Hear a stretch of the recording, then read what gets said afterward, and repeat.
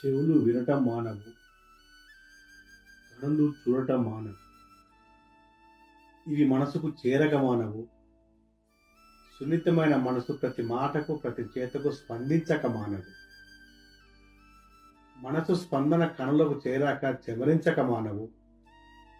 అందుకే మాటలు చేతలు ఎదుటి మనిషికి ఆనందం కలిగించకుండా వేదన మిగిల్చకూడదు.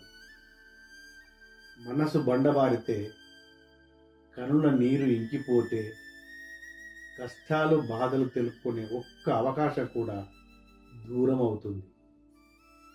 ఊరట కలిగించే మాటలు, స్వాంతన కలిగించే చేతలు ఎంతో ఎంతో అవసరం.